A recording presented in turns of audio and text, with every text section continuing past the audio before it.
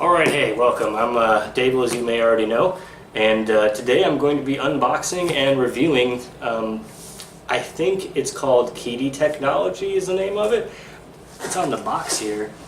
Good luck. The best guess is how that's actually pronounced. So, the actual name for this thing is freaking insane. In fact, I'll just read the entire name off Amazon.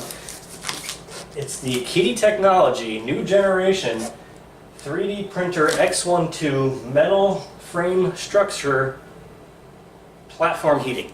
That sounds less like the name of a product and more like just like a part number. But anyway, so the first thing, the reason why I don't already have this thing out of the box is the fact that the packaging was absolutely insane. I really want to take a minute to look at this and say, hey, the packaging for this is nuts. So it came in one box. Like this box came inside of another box that had like 3 rolls of tape across the top and bottom, and then like 3 more on the sides, plus then like 2 of those plastic straps on top and bottom, and then 2 more on the side.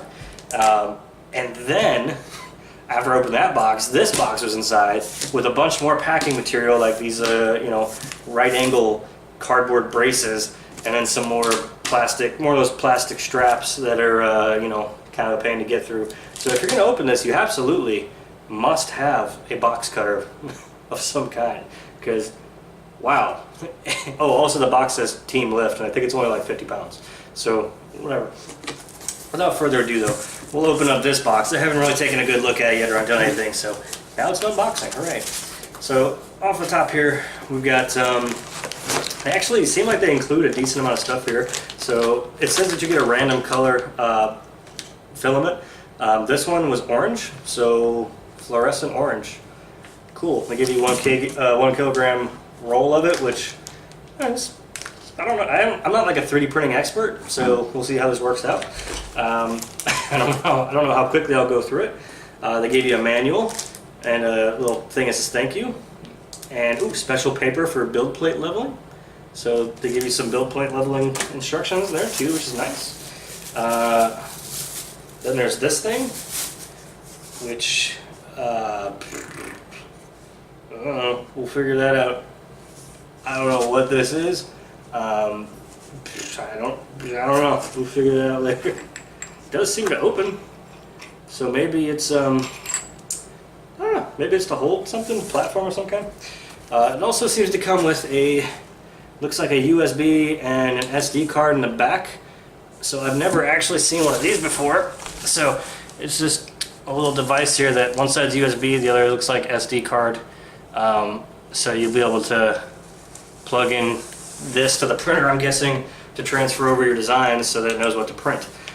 This does not have wireless like a lot of other printers these days that are coming out, but whatever.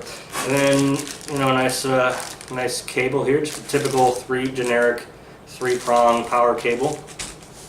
A tool, which I'm sure they will call a so if you look these up on Amazon, they'll call them a 3D print removal tool. It's just a scraper. That's all it is. It's just a metal scraper, like a trowel almost. It's not even anything special. I picked this up at any store. They're not expensive, but it's nice that they included one. So now I have another one of these laying around. What else we got here? So we got 2, looks like handles. So these will probably attach somewhere on the body of the printer to add handles.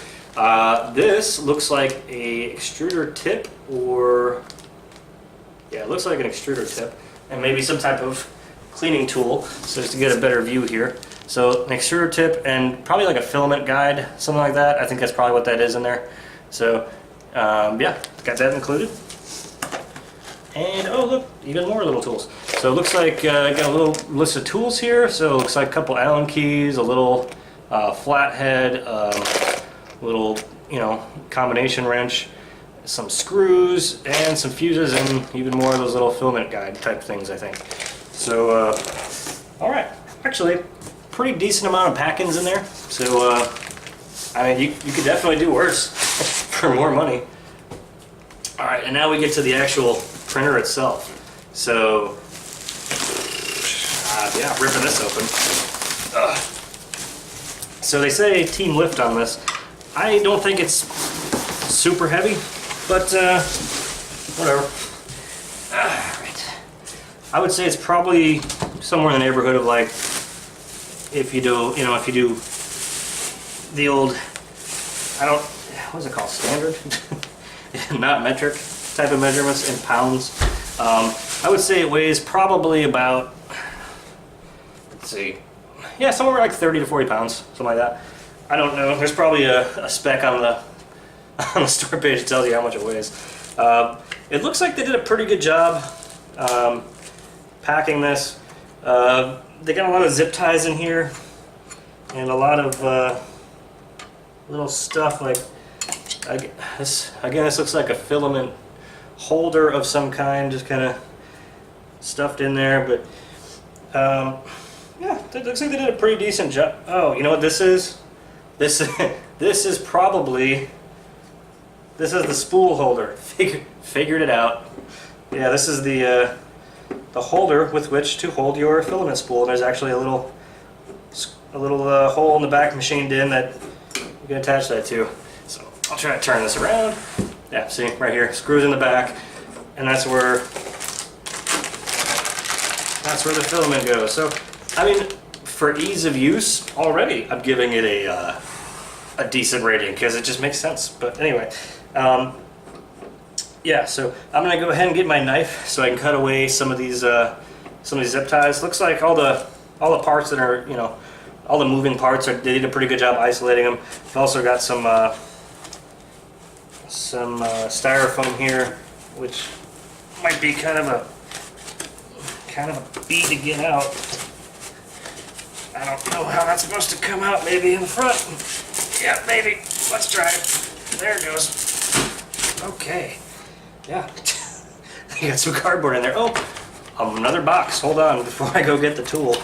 Got another box that's kind of wedged in here. Whew. That's a lot more effort. A lot more effort than I expected to have to get that out. Okay, so I have another box here, and my God, more styrofoam. Okay, all right. So they give you a glue stick, which is useful for keeping your prints in, keeping your prints in spot. And there, it's definitely some sort of Asian company. I can't read that. Maybe Taiwan, China. I would just top of my head, I'd say Chinese. Also got some hinges, a knob of some sort. I don't know. And then also we've got. Eesh. I don't really know what these things are. I think, oh, these must be, okay. So this has some plexiglass covers. So these have a film on them to protect the actual clear side. So these will actually go on the sides so that, you can't reach in, touch anything or you don't have like wind blowing in and messing up stuff, whatever things you might think might happen to screw up your print. So yeah, actually that's pretty neat too. So those are good. Again, everything kind of makes sense. It's just they packed a lot of stuff in here, so that's cool. Yeah, so I'm gonna go ahead and get my knife, and I'm gonna cut away some of the stuff, and then I'll go ahead and look through the manual a little bit and try to piece everything together. That way I can actually show you how it welcome back. So, as you can see, I put the door on backwards. Anyway, so a couple things. So the directions on this are definitely written not for an English audience. As it turns out, though, it doesn't matter because it's all pretty self-explanatory. So I started a print. It's going to take about 6.5 hours, so not really abnormal for what I'm printing. I'm not going to print just like a plain old cube or anything. I'm going to print actually a Labrador Retriever model. So we'll see how that works. I did go ahead and put a little bit of glue on the heated build plate there, and we'll see how this works out. All right, so about an hour in, As you can see, it's made quite a bit of progress. So this whole process should take about 6.5 hours according to the program. So we'll see where it's okay, at. Well, as you can see, pretty much done with the printing process here. I appear to have a dog, a Labrador of some sort in there. It just finished, so I'm letting it cool down a bit. This is a good opportunity to take a look at the controls a little bit more. So I'm going to go ahead and zoom in on those a little bit. Down yonder. Not as much the controls, but in general. So yeah, it's cooling down, taking about as much time as it's going to take, I guess. It was at 200 for the tip temperature, so or the extruder temperature. So that's cooling down pretty quick. The bed seemed to take quite a while to cool down. That's still at, it started off at 45, and it's probably going to take forever to get cooled. But realistically, 42 degrees isn't very hot anyway. So like I can put my hand on there and it's not warm. Let me demonstrate that again. I can put my hand on here and it's not that hot. Anyway, yeah, so 45 degrees is just kind of like warm, pretty much.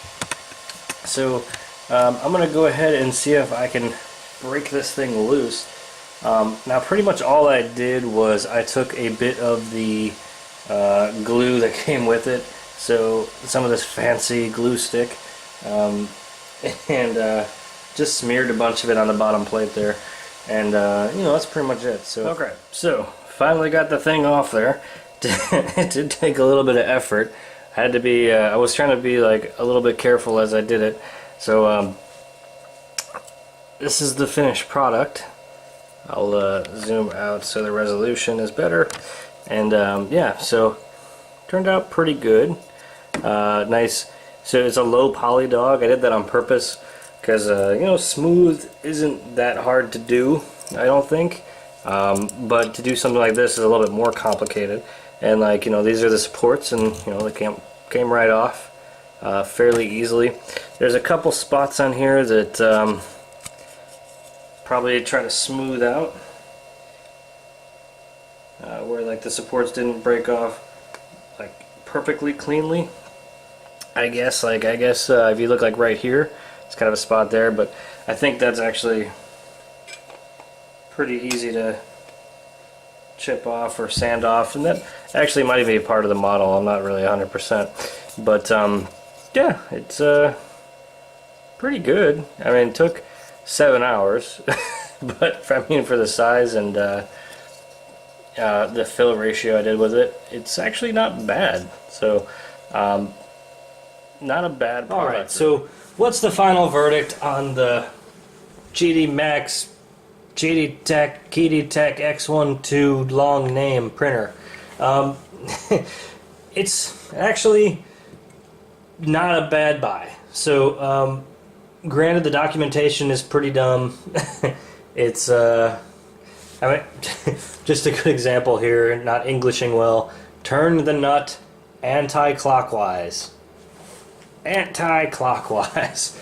You know, the documentation isn't that great, but if you have just some basic, you know, engineering skills, if you can figure things out in general, it's not that hard. You know, if you're a human being that has the skills that you need to be, you'll be able to figure this thing out. And it did a pretty good job making a print. I didn't have any problems with it.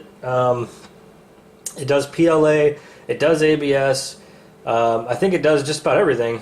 I'd have to look at it again, but I'm pretty sure it does just about everything. And it's got a heated bed, which is something you don't find in a lot of 3D printers that are in like the $400 or $500. I think it's $400 right now. It's a little less than $400. You don't find many that have that kind of a feature. So very cool. Definitely with all the pack-ins, I think it's worth the price. So if you're in the market for a 3D printer and you don't care about stupid features like Wi-Fi, because who really needs Wi-Fi in their 3D printer? You're just gonna plug in a thing and let it go anyway. You know, if that's what you want to do, then yeah, go for it. Now, I'm not saying that if you're like a professional that this is the way to go, because it takes a while and you're not going to get like super fine quality. But you know, if you're for one of those, you have to pay like $1,500. If you're just a hobbyist doing stuff at home, just looking to have some fun with it, maybe doing some learning, this is a great tool, and I would say definitely buy this one. So that being said, thanks again. If you enjoyed this video, if it was helpful, please like, subscribe, helps me out, trying to get myself monetized again with YouTube's new rules. And that's it. I'll see you on the next one.